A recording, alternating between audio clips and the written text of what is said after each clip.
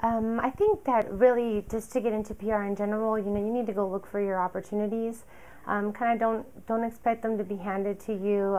Go out into your community, offer to do free campaigns for local businesses.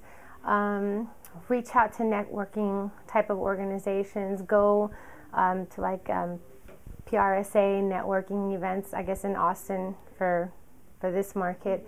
And just make sure you get your name out there, and talk to as many people as possible.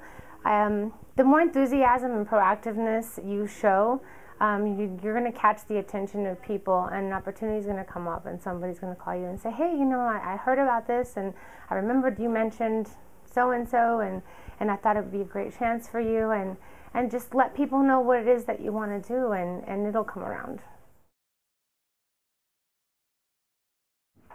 A college education is obviously very important, and it's important that you try to get as much as you can out of your classes, but the most important thing to my success, even until today, has been the professors that stood behind me and helped me and wanted to mentor me, and I approached them and really just tried to absorb every bit of information out of them outside of the scope of what the curriculum calls for, because I think that as having experience in the field or just their seniority in general in life can give you a lot of insights that you're not going to get from a simple class, that you really just learn from talking to somebody who's been there and done that. So definitely, try to absorb as much as you can and take advantage of those relationships while you're here, because once you start your career, then those aren't, it's harder to access them. So you should definitely try to leverage them now. Niche markets in travel and tourism is a little bit different than when you're talking about marketing to certain demographics in the U.S., for instance, like U.S. Hispanics. But at the end of the day, all it is about knowing their behaviors, So, we know certain things about U.S. Hispanics and their behaviors and their values and their tradition and culture that helps us to determine what kind of brands and products and sorts of things they would be interested in. It's the same thing with travel and tourism. There's just a tendency for people who are more highly educated, for instance, and they have an appreciation for the conservation of the world, or they really like to eat fresh organic fruit food because they know that it's better for them. We know that they tend to fall into like a higher income level, and they prefer to travel to places like Costa Rica or Australia or New Zealand or places that offer the same types of values that they practice at home. So just with anything, I think it's about learning behaviors and what their value system are, more than it used to be just money or just age, like the boomer era. But now I think it really falls more into categories of behaviors, because even though maybe I'm not 45 and plus and I'm not making $100,000 a year, I still have my core values are very much into sustainable tourism and green. So we have to look more at behaviors nowadays than just numbers. It's just such a great tool for that industry, because one of the first things that you learn about marketing or brand positioning is to create that experience and the emotional connection with the consumer. And when you're talking about a destination and a vacation, the emotional connection is already there. The person has gone there and they visited and they come back and they talk about all the stuff that they did, and they create emotional connections with the destination, with the people around them. And then, as we evolve with things like Foursquare and Facebook Places, where it allows them to check in, and so you're in Costa Rica and you're at the Boas volcano and you just got to the national park, and you check in and all your friends see that you're at the national park and you're seeing a volcano.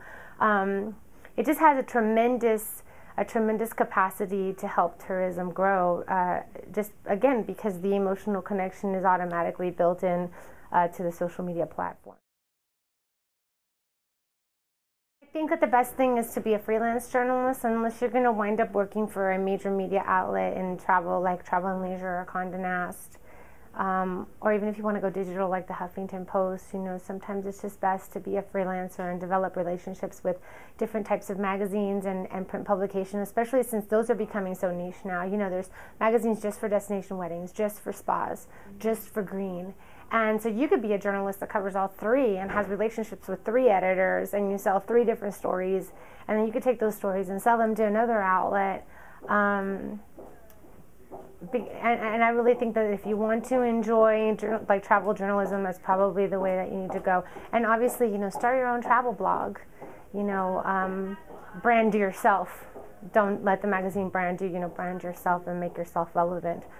So that would also be another way to go. And again, using social media to distribute that message and get yourself out there. Actually, when I started going to school here, I'm a Spanish major and I'm a minor in Mass Comm.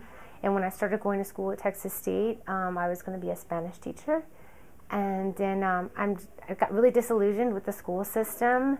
And I said, there's never going to be a surplus of teachers in the world. If something else doesn't work out, it's always my plan B. I can always go back and get certified and teach. And then I guess it was like my third year of college, I decided I was going to do radio. But then I found out to get an internship at the radio station, I would have to actually be a Mass Comm major and be able to get internship credits for it. So I was like, okay, then I won't do that. And then one day I was in advertising class with Ms. Gibson, and one of the first things you learn in advertising is what's the difference between advertising and PR. And that's when I knew I wanted to do PR. So I basically spent my last year and a half of college doing whatever I could to get my feet in the door, or my foot in the door. So as you can see, it's only a year and a half of college that I really used to focus on that, and I got where I am. So it's just really about how proactive you are and how much effort you put in. Yeah, it's definitely a lot about learning experience, and knowing your industry inside and out. Just because I do travel and tourism PR doesn't mean that another PR segment would be really easy for me. For instance, I think technology PR is really hard. It's an entirely new vocabulary. And the industry is just completely different. You can work on the consumer side and do PR for the actual brand, or you could be on the corporate communications side where you're representing the actual CEO of the company and you're dealing more with investor relations and the financial sector. There's just so many places where you can take this job, but just because you're good at one doesn't necessarily mean that you'll be good at the other. So the idea is to kind of get your foot in the door and use those first couple of years to figure out what you would like to do. And I really recommend trying to work with a global agency to start off with. You'll learn about your resources, everything that's available to you. You'll learn to think on a global level, and you'll really get the chance to decide where you want to go in your career.